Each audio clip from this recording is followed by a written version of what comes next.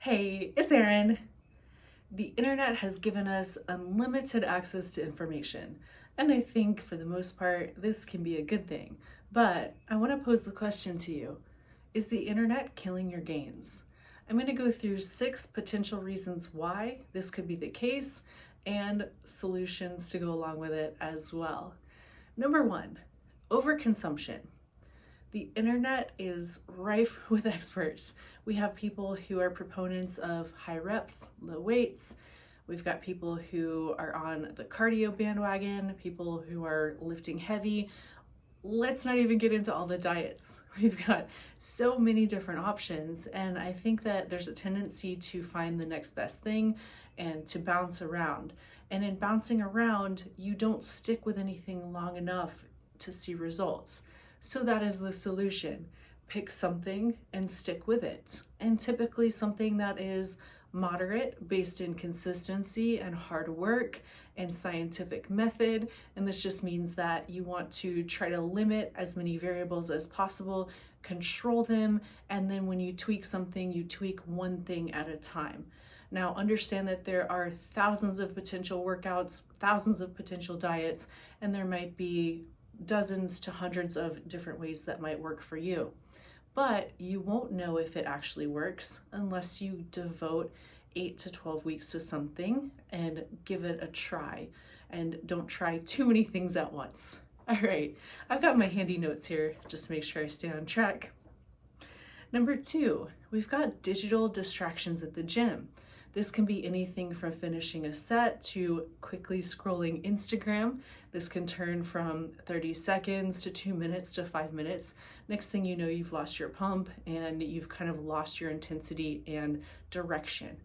This can also go to texting or making phone calls or just generally fumbling with trying to find the right song for that perfect lift. The solution here is to pare down and to maybe put your phone on Do Not Disturb, have a set playlist, put a timer on your phone to make sure that you're actually timing that recovery in between sets and staying on track. What I like to do is set appointments for myself to go to the gym. This is just like any other business appointment. I am not available during that 30 to 60 minute time block, and I will get back to people as soon as I'm done. And really prioritizing yourself, prioritizing your own work and your own goals will really allow you to focus on others after you're done. All right, we have number 3. This is one of my favorites. Social media experts, social media influencers, and misleading results.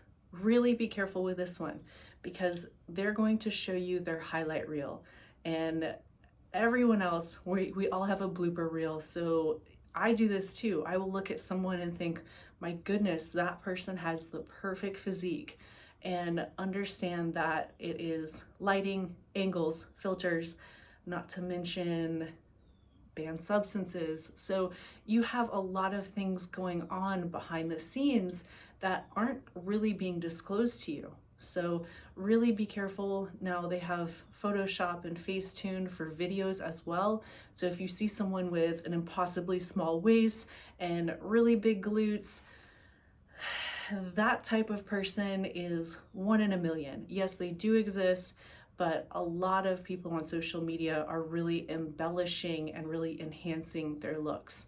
The solution here is to try to follow real people and limit the amount of influencers that you follow, because this can really be discouraging. You know, if they're putting forward a goal, if they're putting forward an ideal body that they don't even have, then where does that put the rest of us? So I think dialing back things a little bit can be really helpful here. Now we go to number 4, and this is lost sleep and late night scrolling. Of course, the answer to this is to just put your phone away an hour to 2 hours before you go to bed. Understand that scrolling is going to give you that dopamine hit, which can be really addictive. Understand also that there can be something with the algorithms. This is not a recent phenomenon where you will get enraged. And this does not matter which side of politics you might be on, what your viewpoint might be, doesn't matter. It is set to enrage, inflame, and to just generally agitate you. And when you know this, it becomes easier to distance yourself from it and limit your time on social media, because it is really not the real world. They are sensationalizing things. Yes, you have a lot of bad stuff going on right now, but at the end of the day, I think that the more that you are exposed to this, the worse your own mindset can be. So focus on the things that you can control, set those time frames for being on your phone, and try not to do it later at night, because if you disrupt your sleep, that is definitely going to lead to a loss of gains. Number 5, we've got pushing those quick fixes, whether it's 5-minute glutes, 5-minute abs, 6 weeks to stage. That's another one. You're just getting started and someone's promising that you're going to be stage ready in 6 weeks. Now, if you've been lifting, that can be the case, but there really are no quick fixes that will last. Can you crash diet and see impressive results in 4 weeks? Yes, but you're going to lose muscle and you're going to slow down your metabolism. So really think about things long term. Think that these quick fixes that you're seeing, this is not the whole story, and these are not realistic. The answer here is consistency, patience, understanding that progress is personal and progress is perfection. So if you're able to make consistent progress, you show up 80% of the time, you get your meals in, you get your workouts in, you get your steps in, and you get your sleep in, then you're going to see amazing results for yourself and in a realistic kind of way. Number 6, living only in the digital world. This is something that is incredibly easy to do, especially if you are striving to be better, you're striving for excellence. I think the harder that you push, the harder that you really, the more you really become an outlier, the harder it can be to have friends. And I think this is especially true as a woman. And I know when I was really into competing, I didn't have any local friends. And this is partly because I'm an introvert and partly because I just found it really tough. I found it tough to find people who I could support and who would support me, and who would be there for me and not just for what I could offer. And so I think that it's tough, but it's worth the effort. Whether it's joining a group fitness class, even though you might not be into that, find something, find a running club, find a way to interact with people locally. And I guarantee you will find at least one person, maybe a gym buddy, maybe someone who you don't necessarily work out with, but you can go to them for a spot, vice versa.